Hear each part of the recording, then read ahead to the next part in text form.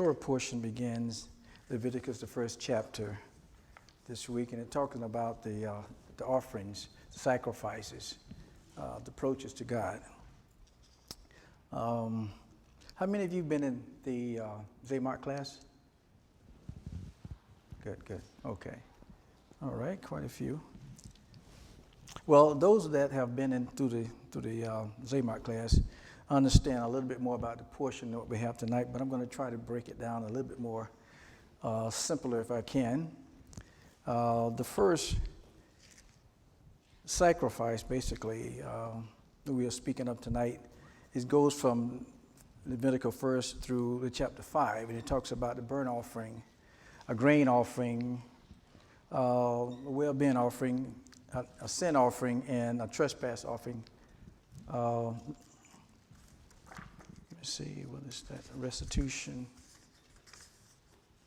Trespass offering, okay. Usually Pastor Roger teach them in reverse. And I think because in the Zaymart class, Pastor Ken, when he was teaching it, he was basically saying we do it from a human approach to God. And so that's why he do it in that way. The purpose of the sacrifices, the Lord commanded Israel to be holy, for I am holy. In revealing his purpose and plan to Israel, God knew that the best intention of man would fail sooner or later. So he provided a system of sacrifice to cover this situation. Thus we have the sacrifices. And I'm going to attempt to do it in the order that Pastor Ken did it, so give me a moment. First, we have the trespass offering. Now, the trespass offering requires two parts, restitution and atonement. Atonement is towards a brother for restitution. And, do I have that backwards? Restitution is to the brother. If you've wronged someone, then you need to make restitution for that. And the atonement is the atonement to God, made by blood. Now, verse 1 of chapter 5 of Leviticus, we're going to read a little bit and explain a little bit about the offering. And it says, if a soul sins and hears the voice of swearing, and it is a witness whether he has seen it or know of it, if we do not utter it, then he shall bear his own iniquity. Or if a soul touch another unclean thing, whether it is a carcass of an unclean animal or whatever it is, cattle, is unclean, weeping things, and if it is hidden from him, he also shall be unclean and guilty. In other words, if you touch something that is unclean, you become unclean towards the Lord. This is having to do with the approach towards God. Now, what are we talking about, the clean and unclean here? Verse 4, or if a soul swear pronouncing with his lip to do evil or to do good, whatever it be, that a man shall pronounce with an oath, and it be hidden.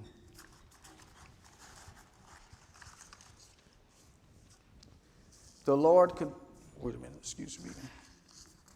Get all my papers right here. And it be hidden from him, when he knoweth it, then he shall be guilty in one of these. And it shall be when he shall be guilty in one of these things, that he shall confess that he has sinned in that thing.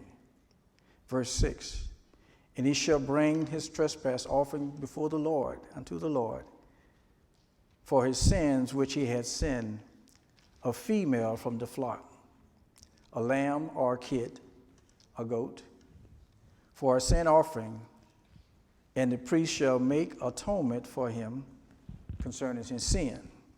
Verse 7.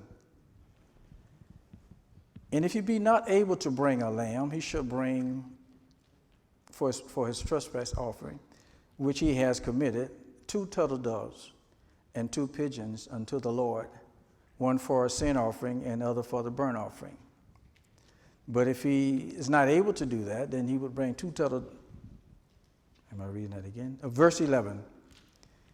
Verse 11 said, but if he's not able to bring the 2 turtle doves and a young pigeon, then he that sins shall bring forth the offering of a 10th part of an ephah, fine flour for a sin offering. He should put oil upon it. Neither shall he put any frankincense on it, for it is a sin offering. Then shall he bring it to the priest, and the priest shall take his handful of it, even a memorial thereof, and burn it on the altar, according to the altar made by fire unto the Lord. Now, verse 14 says, and the Lord spoke to Moses, saying, if a soul commits a trespass and sin, though he don't know about it, he ignorant of it, in the holy thing that he has done to the Lord, then he shall bring for a trespass unto the Lord a ram without a blemish out of the flock,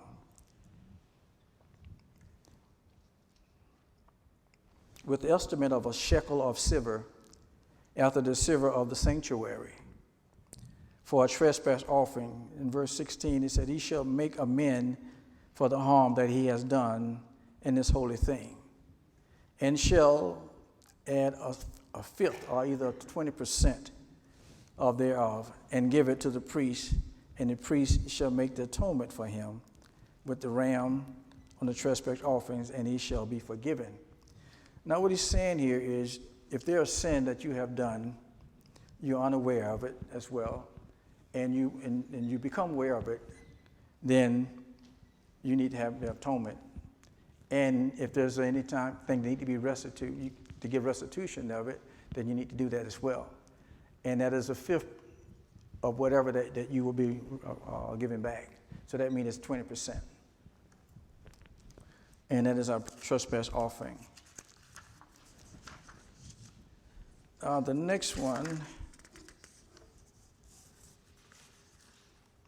is I think it is a peace offering. Okay. Yes, a peace offering here. I got my stuff a little messed up here, excuse me.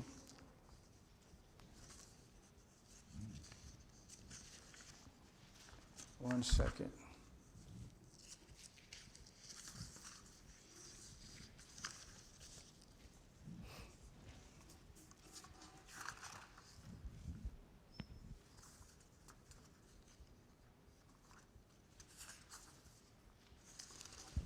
Okay.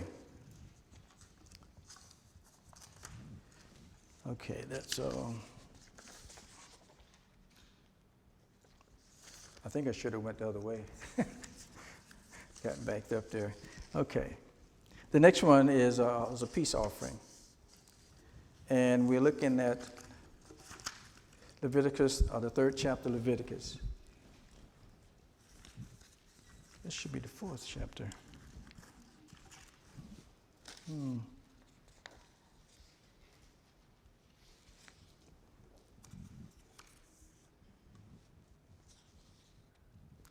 Excuse me for not being prepared properly, but we'll get through this.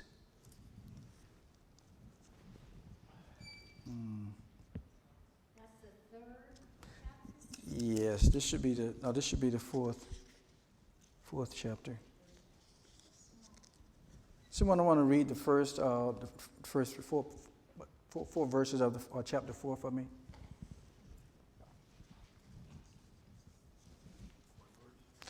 Chapter 4,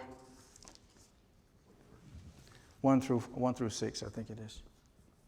Now the Lord spoke to Moses, saying, There it is. to the children of Israel, speak to the children of Israel, saying, if a person sins unintentionally against any of the commandments of the Lord in anything Mm-hmm. does any of them. If the anointed priest sins, bringing guilt on the people, then let him offer to the Lord for his sin, which he has sinned, a young bull without blemish as a sin offering. He shall bring the bull to the door of the tabernacle of meeting before the Lord, lay his hand on the bull's head, and kill the bull before the Lord. Then the anointed priest shall take some of the bull's blood and bring it to the tabernacle of meeting. The priest shall dip his finger in the blood and sprinkle some of the blood 7 times before the Lord in front of the veil of the sanctuary. And the priest shall put some of the blood on the horns of the altar of sweet incense before the Lord, which is in the tabernacle of meeting. And he shall pour the remaining blood of the bull at the base of the altar of the burnt offering, which is at the door of the tabernacle of meeting. How far do you want me to That's read? good. That's good. So the sin offering is a sin that has been committed against God's commandment. And so when this happened, as we can see that the priest would take the bull, have to be a bull, without any blemish at all. And the priest would take the bull before the door of the tabernacle, and he would slaughter it there. There's atonement, and you will be forgiven for your sins against the Lord. And that's the sin offering. Now,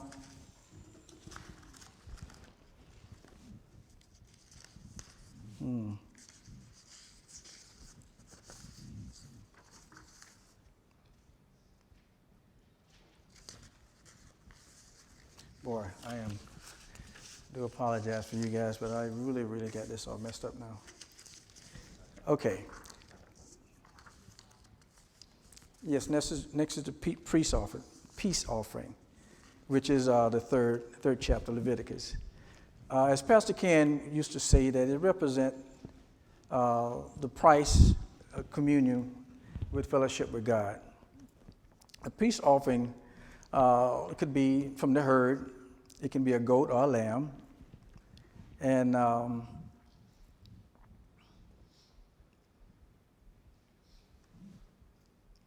verse 1, we'll read that. And if its obligation be sacrifice of a peace offering, and if the offering is of the herd, whether it is a male or female, he shall offer it without a blemish before the Lord. And he shall lay his hand upon the head of the offering, and he shall kill it at the door of the tabernacle of the congregation. Aaron's sons, the priest, shall sprinkle the blood on the altar and around it. And you can see this continue over and over and over again. It's pretty much the same thing for every offering. They would slaughter the animal, and then they would sprinkle the blood on the altar. And this is, now one thing's different about it. God said that what they do is they would take all the entrails and deliver the kidneys and all the fat, and they would burn it on the altar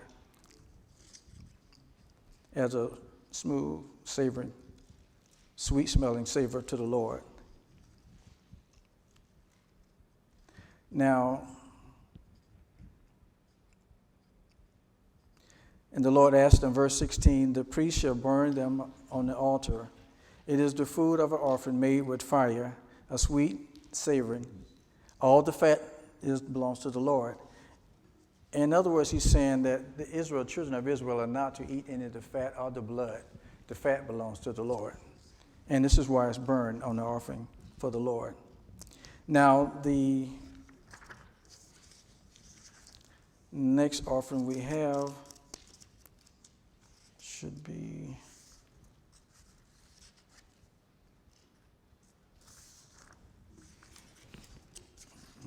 I should have numbered these pages. I didn't do so. Okay, the meal offering. This meal offering is the only offering that does not require blood. This is more like sitting down with your friend having a good meal, and you're having a meal before the Lord. And verse 1 says, and when any will offer a meal offering unto the Lord, his offering shall be of fine flour, and it shall be oil upon it, and you should put frankincense upon it. And he shall bring it to Aaron, the son of the priest, and he shall take this handful of flour, therefore, and of oil, thereof, and with frankincense thereof, and the priest shall burn it as a memorial of it upon the altar, and to be an offering made by fire, and a sweet savoring unto the Lord. And the remnant of the meat offering, shall be for Aaron and his sons. And this is a thing of the most holy to God. And I've listened and I read about all of these offerings, but this meal offering seems to be the most important to God, according to this. Verse 3 it said again, and the remnant of our meat offering shall be to Aaron and his son. It is a thing holy of the Lord,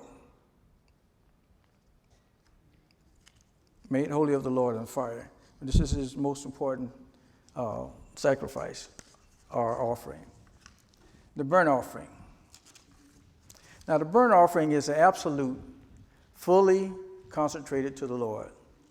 The entire animal is cut up and burnt and put on the altar. The whole sacrifice, this is God's portion of all the sacrifices. Now, we as believers, you hear Pastor teaching and you heard Pastor Roger or Pastor Ken in the past talk about a burnt offering, a whole burnt offering up. What that is burning, that's your whole essence of who you are, giving everything over to God, holding nothing back. Now, we are faced with a situation in this world today, right? Christians all over the world basically are being persecuted. They're giving everything. They hold everything. But we here in the United States or in the Western Hemisphere, we give what we feel like that we want to do. You know, we don't give all that we have to give most of the time. And I'm thinking because we've been given so much and we take it for granted. So when we come before the Lord, we bring worship of sacrifices before the Lord. This is our sacrifice, sacrifices of praise and worship. And this is who we are. We're supposed to do this with all that we have and all that we are. And the time is coming that we might not have this freedom that we have today. And if you remember when COVID first came out, how we had to shut down everything, right? There was a few that was able to come out at a time. We had to put our name on a list even to come to church. You recall that? Yep.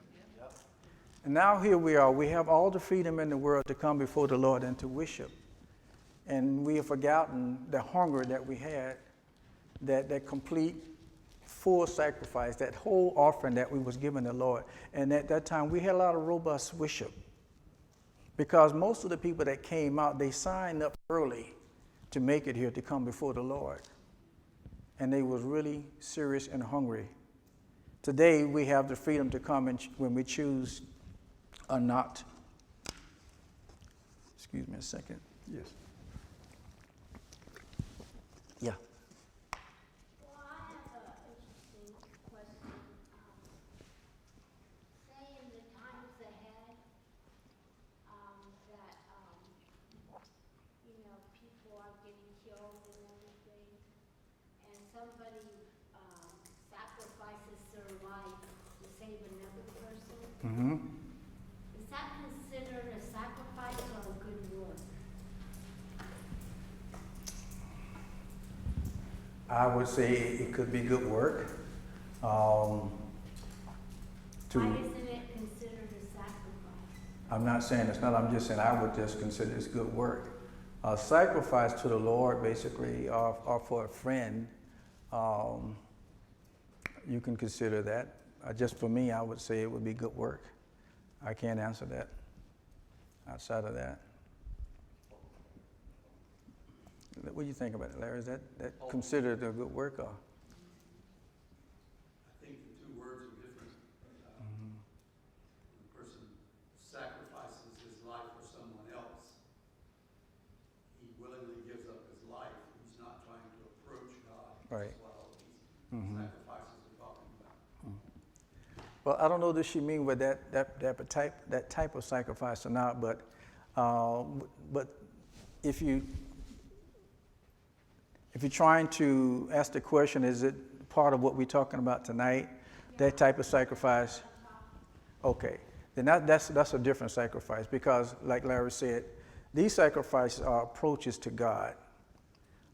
If you remember in the garden when Adam and Eve sinned, God took them out of the Garden of Eden. He placed a cherub and a flaming sword all around, right?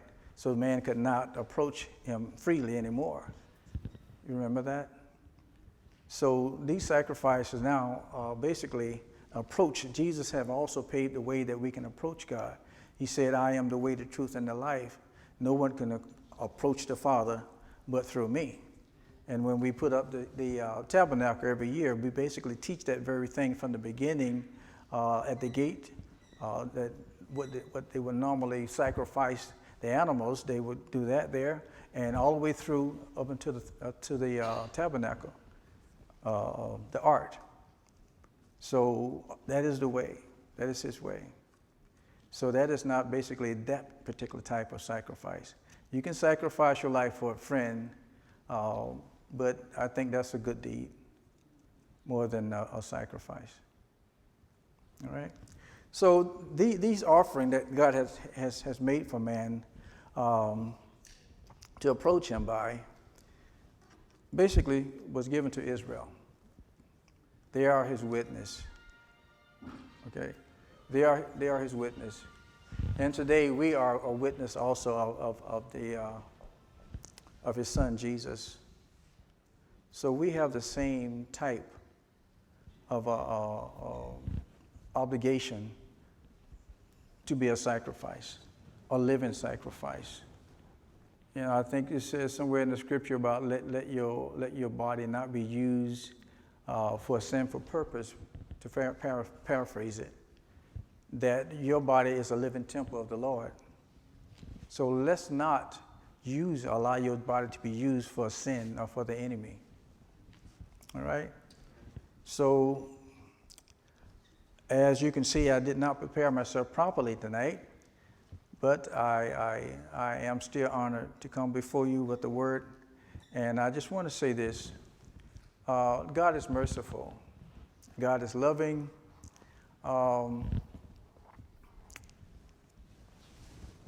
Pastor Ken, I can just visualize him sitting down writing the courses that we take now.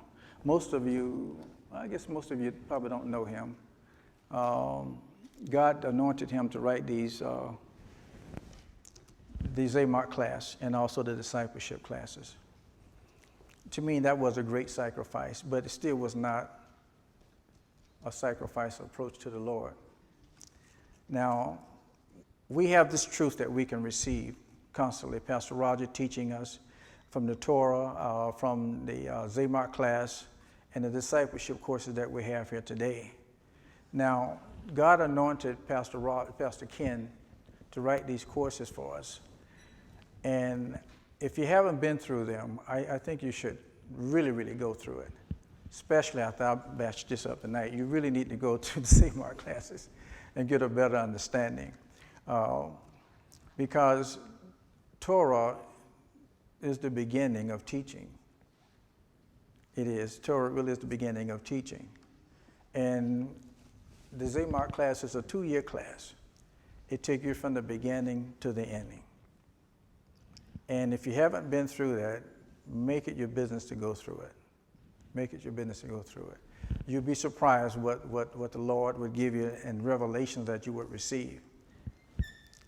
So, Larry, that's pretty much what I have tonight. So, Shabbat Shalom.